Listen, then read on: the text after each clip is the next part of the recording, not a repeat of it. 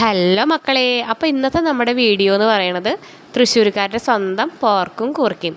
അപ്പോൾ നമുക്ക് എങ്ങനെ ഉണ്ടാക്കാൻ നോക്കിയാലോ, വായോ.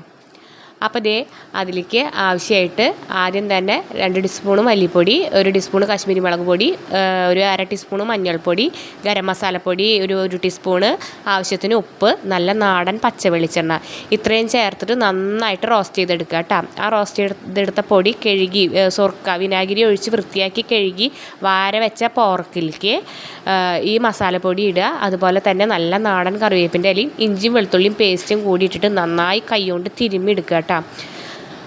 അപ്പോൾ ഈ മസാലയാണ് കേട്ടോ ഞാൻ എല്ലാ മീറ്റ് ഉണ്ടാക്കുമ്പോഴും ഞാൻ ഉപയോഗിക്കാറുള്ളത്. എന്തൊക്കെ മസാല ചേർത്ത് പറഞ്ഞാലും ഈ മസാല ഞാൻ സ്കിപ്പ് ചെയ്യാറില്ല കേട്ടോ. അതായത് ഉപ്പും വെളിച്ചെണ്ണയും ഒക്കെ ഞാൻ ഈ മസാലയുടെ കൂടെ ചേർത്തിട്ടാണ് അത് റോസ്റ്റ് ചെയ്യുക.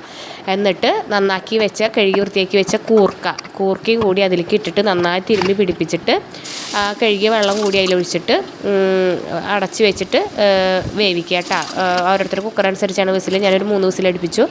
പിന്നെ അതേ തുറന്ന് എടുത്തിട്ട് ആ കുക്കറിൽ തെളിഞ്ഞ് വരണ നെയ്യ് ഉരുകി വരുന്ന ആ നെയ്യ് തന്നെയാണ് നമ്മുടെ ഈ ഇരുമ്പിൻ്റെ ചീഞ്ചട്ടിയിലേക്ക് ഞാൻ ഒഴിച്ചു കൊടുത്തത്. നമ്മുടെ പ്രാചീന പുരാതന ഒരു ചീഞ്ചട്ടിയാണ്, വീട്ടിലെ ഇരുമ്പിൻ്റെ ചീഞ്ചട്ടി. അതിലേക്ക് കനുള്ള ചീഞ്ചട്ടി, അതിലേക്ക് ഈ പോർക്കിൻ്റെ നെയ്യ്, വേറെ ഒരു കുക്കിംഗ് ഓയിൽ ഞാൻ ചേർത്തിട്ടില്ല.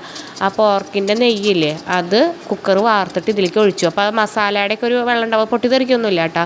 ആ നെയ്യ് ഇതിലേക്ക് ഒഴിച്ചിട്ട് അതിലാണ് സബോളയും തക്കാളിയും വാട്ടിയെടുക്കണത്. അപ്പോൾ അത് മസാലപ്പൊടി ഒന്നും ചേർത്തിട്ടില്ല, അതിൽ ആ നെയ്യിൻ്റെ മസാലയുടെ കളറാണ് കേട്ടത്.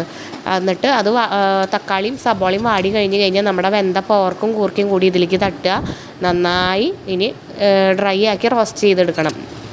അപ്പോൾ ഈ പ്രോസസ്സിന് ഇങ്ങനെ ചെയ്തുകൊണ്ടിരിക്കുമ്പോൾ ഇതിങ്ങനെ കളറ് മാറി വരും കേട്ടോ.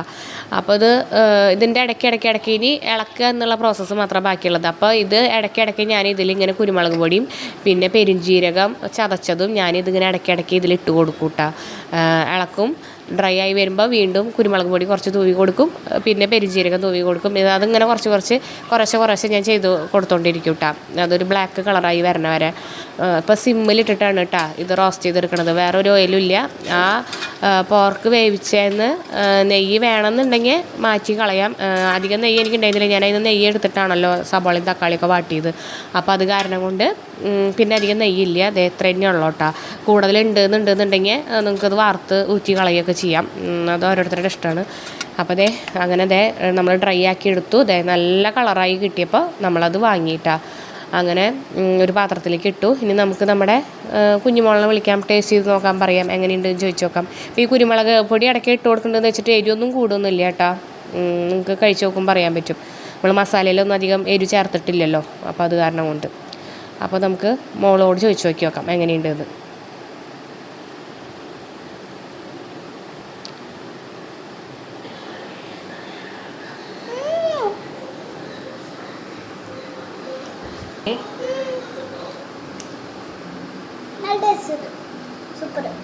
എല്ലാവരും ട്രൈ ചെയ്ത് നോക്കിക്കോളൂ. അപ്പം നമ്മുടെ ചാനൽ ഇഷ്ടപ്പെടുകയാണെങ്കിൽ എല്ലാവരും ലൈക്ക് ചെയ്യാനും സബ്സ്ക്രൈബ് ചെയ്യാനും മറക്കരുത്. അപ്പോൾ ഈ പോർക്കും കൂർക്കയുടെ റെസിപ്പി എല്ലാവരും ട്രൈ ചെയ്ത് നോക്കിയോളൂ. അപ്പോൾ അത്രയേ ഉള്ളൂ. ബൈ.